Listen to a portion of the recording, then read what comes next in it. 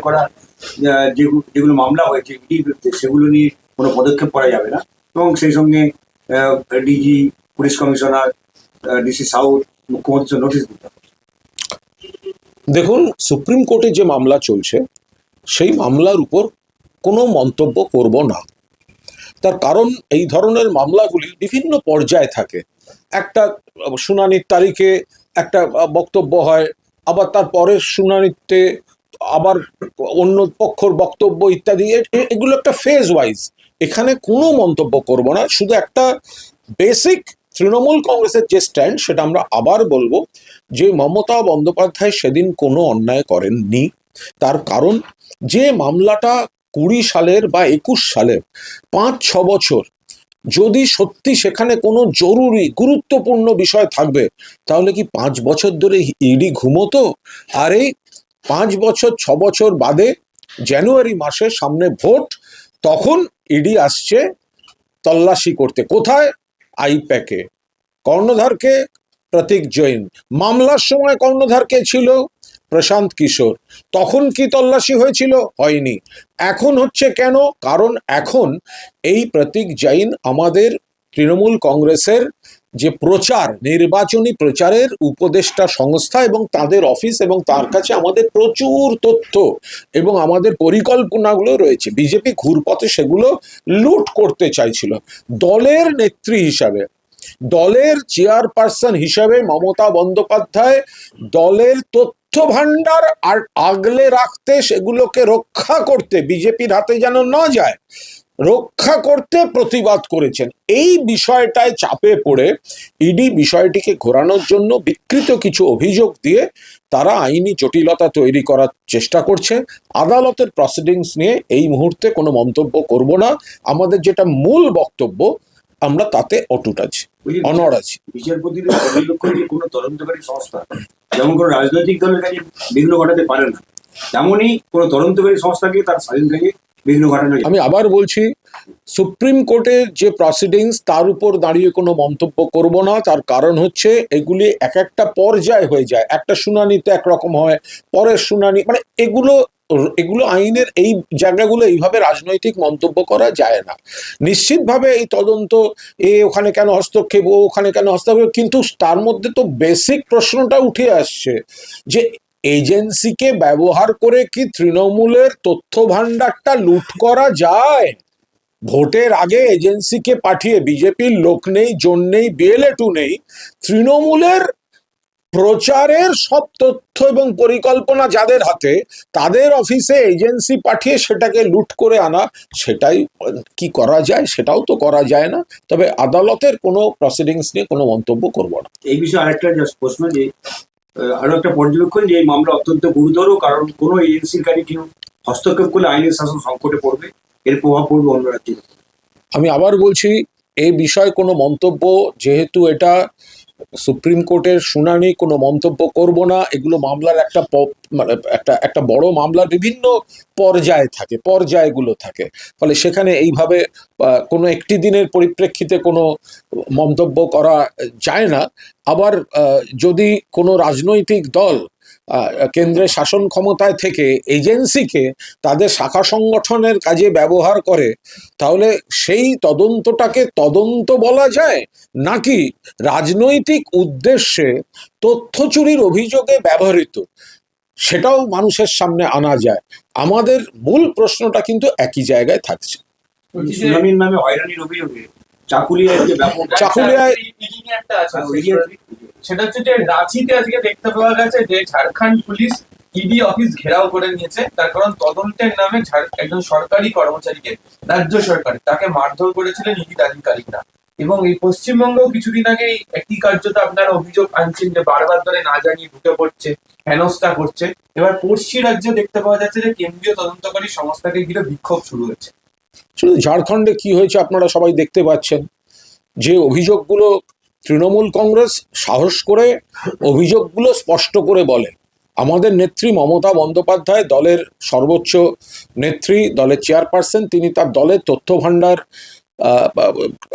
সুরক্ষিত রাখতে তিনি কাজ করেন তার পদ্ধতিতে, এবং যেটা একজন অভিভাবকের করার দরকার তিনি সেভাবে করেন। ফলে তৃণমূল কংগ্রেস যে অভিযোগগুলো করছে, আজ তো ঝাড়খণ্ডে দেখা যাচ্ছে যে সেখানেও বিভিন্ন ধরনের ক্ষোভ তৈরি হয়েছে, ফলে সেগুলোও তো বিচার করে দেখতে হবে সবাইকে। এটা বাংলা থেকে কি শুরু হচ্ছে দিয়ে? এইভাবে এটা বলা যায় না, কিন্তু আমরা তো বলছি যে নির্বাচন কমিশনের যে খেলাটা হয়েছিল, নির্বাচন কমিশন এই ভোটার লিস্টে কারচুপি মহারাষ্ট্র, দিল্লি, হরিয়ানা কেউ ধরতে পারেনি, কেউ রোখেনি। বাংলা থেকেই শুরু হয়েছিল। মমতা বন্দ্যোপাধ্যায় নির্বাচন কমিশনের ভোটার লিস্টের কারচুপি ধরেছিলেন, প্রতিবাদ করেছিলেন। তার জন্যই আরো ক্ষেপে গিয়ে তারা এই ভোটার লিস্টে গণহত্যার পরিকল্পনা করে বসে আছে। যেভাবে হোক নাম কাটতে হবে, যেভাবে হোক নাম কাটতে হবে। তো এটা, এই প্রতিবাদটাও কিন্তু বাংলা থেকেই শুরু হয়েছিল।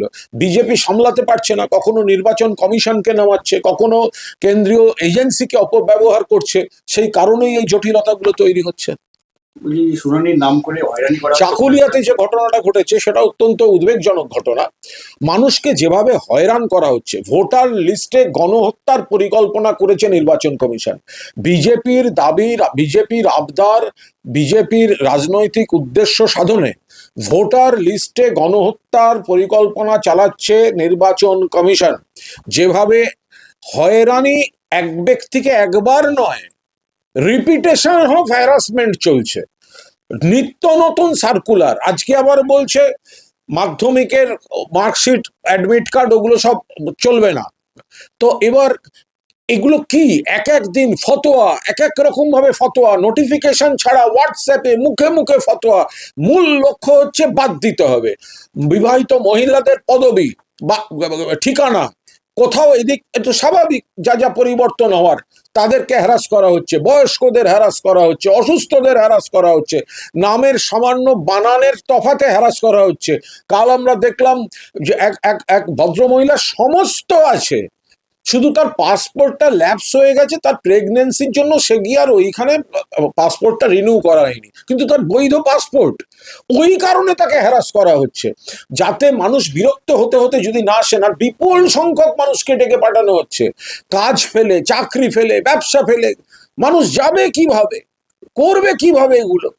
ফলে এর থেকে মানুষের একটা ক্ষোভ তৈরি হয়ে যাচ্ছে। আমরা কোনো অপ্রীতিকর ঘটনা চাই না, কিন্তু বিজেপির নির্দেশে মানুষের অধিকার নিয়ে যে ছেলে খেলা করছে ভারতীয় জনতা পার্টির নির্দেশে এই ইলেকশন কমিশন, তাতেই মানুষ প্ররোচিত হচ্ছেন, বিরক্ত হচ্ছেন, ক্ষুব্ধ হচ্ছেন, এবং তাদের অস্তিত্বের শিকড় সংকটে ফেলে দিচ্ছে এরা। থানার পুলিশের গাড়ি ভাঙচুর হয়ে গেছে, জ্বালিয়ে দিয়েছে, এবং ওখানকার তৃণমূল বলছে নাকি এর পিছনে ভিক্টর, এখন যিনি এখানকার কংগ্রেস নেতা আছেন, তার ভূমিকা রয়েছে।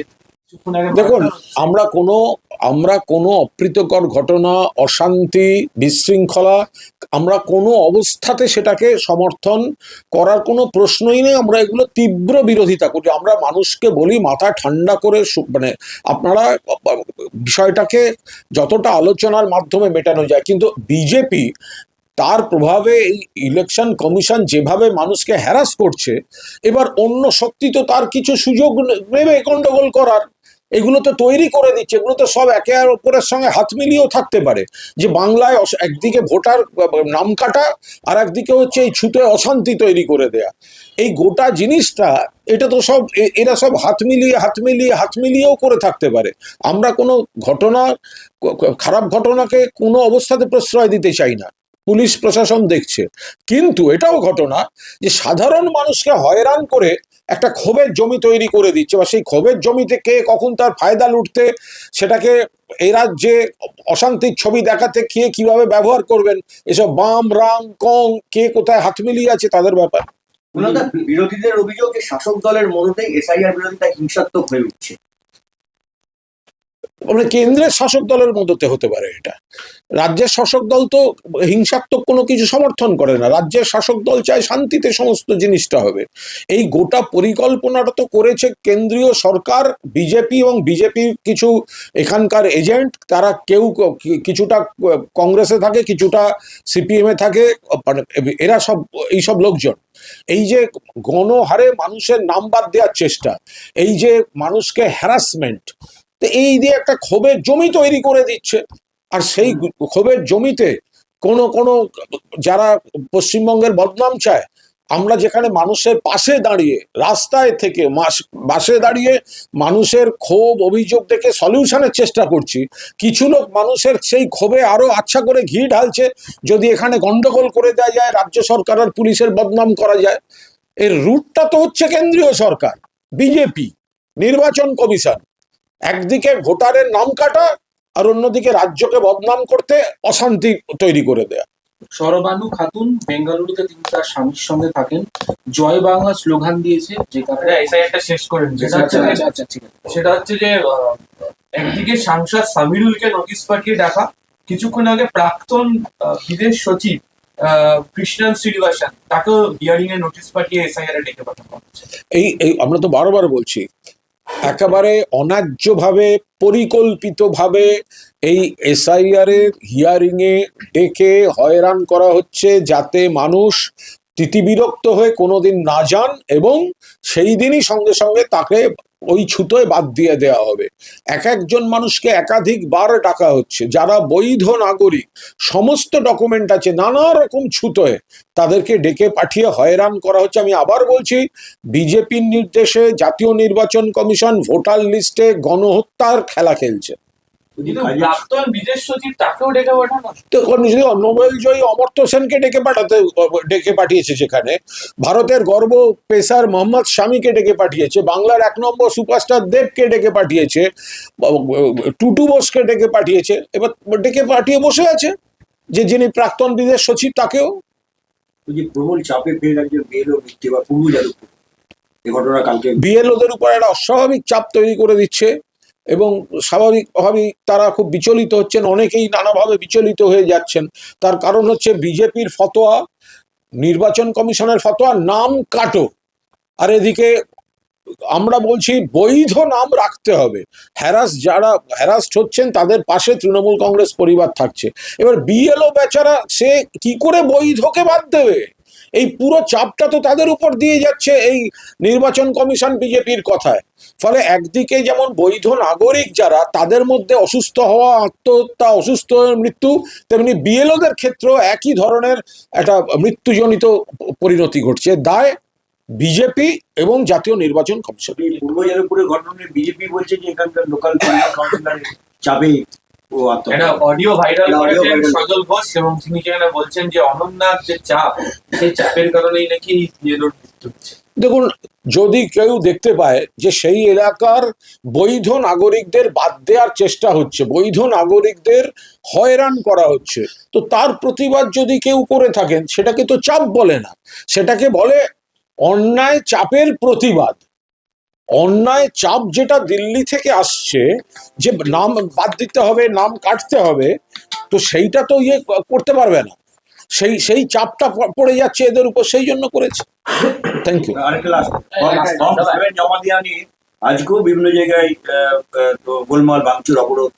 বিজেপি অনেক জায়গায় ফর্ম 7 বিজেপি অন্য রাজ্য থেকে, মানে অন্য রাজ্যের ভোটারদের এখানে বসাবার তালে অনেক ধরনের কাজকর্ম করছে, মানে কি জেনুইন ভোটারদের নাম ডিলিট করা আর অন্য জায়গার ভোটারদের নাম এনে তুলে দেওয়া, যেগুলো মহারাষ্ট্র, হরিয়ানা, দিল্লিতে করেছে। ওখানে কেউ ধরতে পারেনি, এখানে মমতা ব্যানার্জি ধরেছেন। তো বিজেপি নেতাদের গাড়ি থেকে গুচ্ছ গুচ্ছ ফর্ম পাওয়া যায়, বিজেপি নেতাদের দখল থেকে এত সব ফর্ম উদ্ধার হয়। তো ওরা এই কারচুপিটা করার চেষ্টা করছে বলে এই ধরনের ঘটনা ঘটছে। বৈধ নাগরিকদের বাদ দেওয়া আর বিজেপির রাজ্যগুলো থেকে কিছু লোকের এনে এখানে নাম তোলা, এই খেলাটা খেলার চেষ্টা করছে বিজেপি। Thank you. না, নামতে দেবো না, একটাও দেবো না। চলো।